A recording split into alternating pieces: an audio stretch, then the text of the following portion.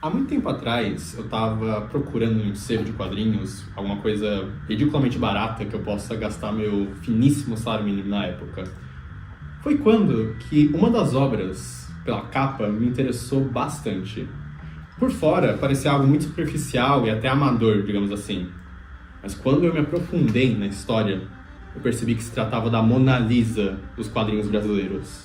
Uma obra que escancara as contradições da sociedade brasileira, que levam o povo à descrença nas instituições, que levam a acreditar cegamente em teorias da conspirações infundadas na realidade material. Eu estou falando de Décio, o martelo da direita.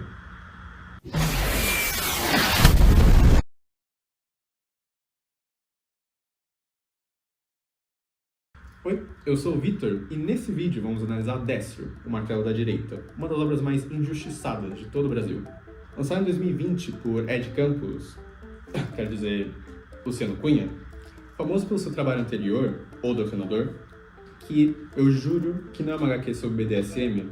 Dessa vez, Luciano Cunha resolve mais pro caminho de uma distopia futurística do que o público comum pensa que seria uma sociedade socialista.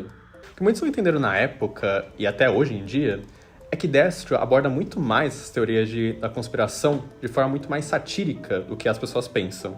Seja com vacinas com chips de controle, imigrantes invadindo e tomando os recursos do país e qualquer outra baboseira que você possa pensar.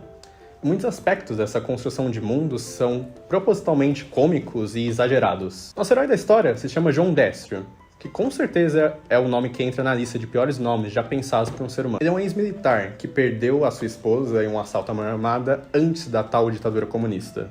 Isso já mostra a sutileza do autor em satirizar a ideia de que a culpa da criminalidade está num sistema gentil e a solução para isso é uma mão de ferro, pessoas armadas e menos direitos no geral.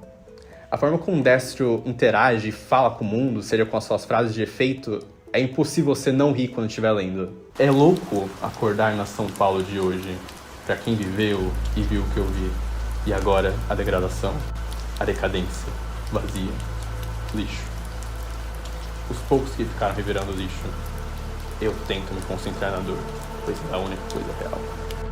O autor nos força a enxergar o absurdo por trás desse discurso que ele está supostamente satirizando.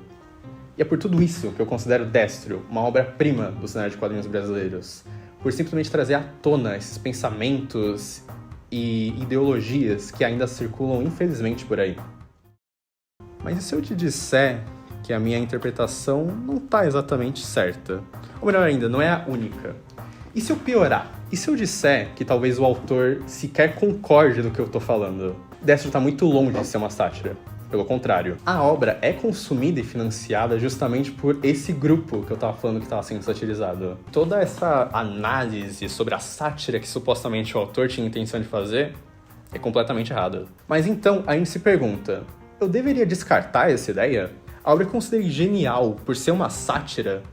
Será que pelo autor não ter essa intenção, ela fica pior? E com essa reviravolta, eu quero falar de um conceito que eu acho bem interessante. A morte do autor.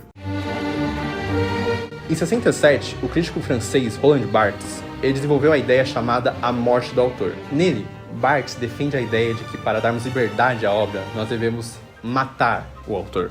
Mas Barthes não era um matador de aluguel de artistas. Na verdade, a morte, dentro desse livro, é muito mais um contexto simbólico, para justamente nós libertarmos nossa interpretação das mãos do autor. Barthes argumenta que um texto não é uma linha única escrita pelo tal autor-deus. Em vez disso, uma obra pode ser considerada um espaço multidimensional, que aborda e acolhe diversas interpretações e sentimentos diferentes de uma mesma obra. O texto, segundo Barthes, não está na sua origem, e sim no seu destino. No caso, o leitor ou consumidor da obra de arte. É no leitor que esses significados e sentimentos nascem. E para esse nascimento é necessário que haja a morte do seu autor.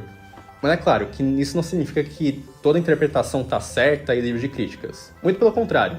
Quer dizer, até a minha própria análise de Destro, eu nem concordo sequer com ela. Destro é uma obra bem fraca, tanto narrativamente ou até em seus personagens. E até existem muitas obras que são consideradas anticomunistas, seja como 007 ou até a segunda temporada de Stranger Things, por exemplo, que são boas, que tem uma narrativa boa, personagens bons que ainda cativam o público.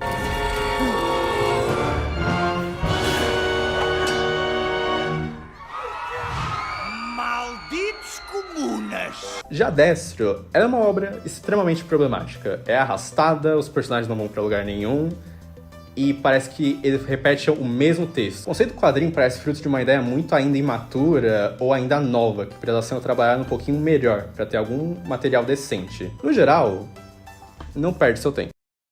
Se você gostou do vídeo, comenta aí embaixo o que você achou. E além disso, se quiser me ajudar direto, você pode me apoiar diretamente no Patreon, ou até curtir ou se inscrever no canal. Até a próxima!